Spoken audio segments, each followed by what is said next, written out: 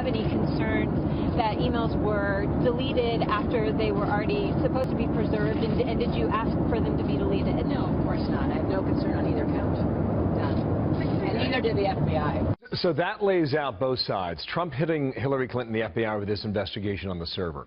Clinton pushing back, saying that she's not worried about it. Should she be?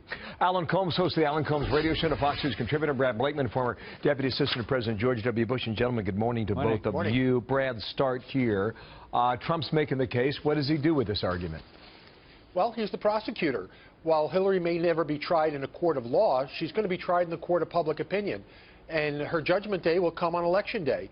And I think his best prosecution will come at the first debate in just a couple of weeks. But the American people understand what has happened here. While the FBI said there wasn't a crime, I think the American people think differently.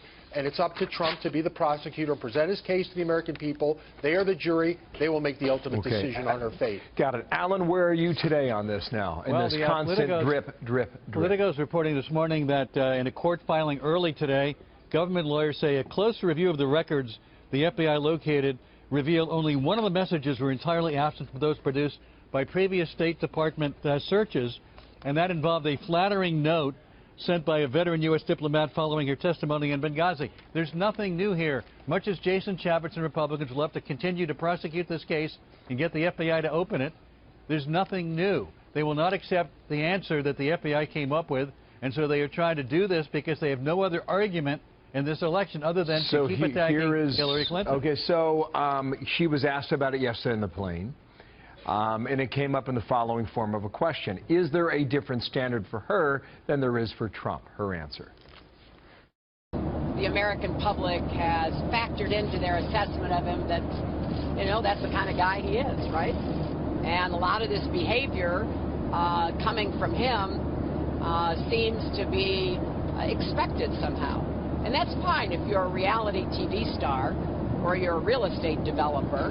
I don't think it is fine if you want to be president of the United States. The first part of her answer may be true. A lot of people have factored this in, for her and for him, frankly, because they're so well known. However, Julian Assange was on with Sean Hannity last night suggesting there will be another document dumped very soon in the coming days and weeks. And the Wall Street Journal is reporting yesterday, Brad, that this is going to go on and on.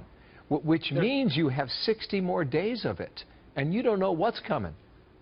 There's no doubt about it. Look, there's no way that Julian Assange released the best he had at the beginning of the summer.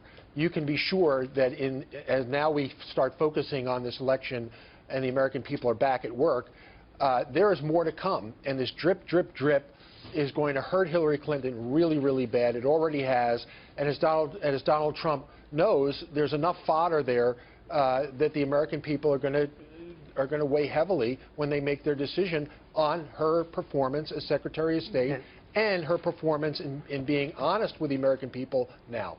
Alan, how much, in all candor, does this concern you when you do not know what's behind door number 2? I don't like the optics of it, and I think it's troubling that there is this image of a drip, drip, drip.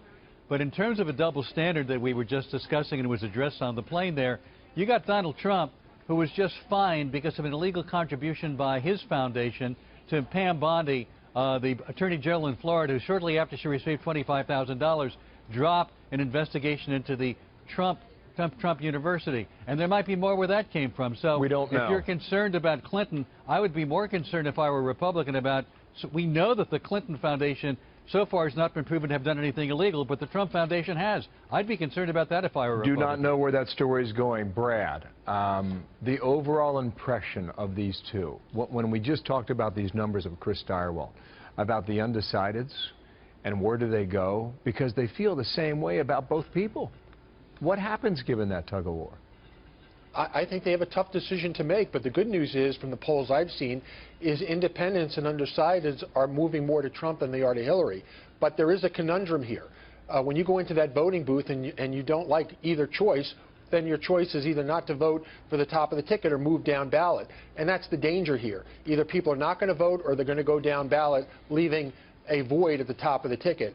And that is not helpful to either one. The question is, who's going to benefit more from the dissatisfaction? We have to leave it there. Thank you, Alan. Thank you, Brad. Talk to you again very soon.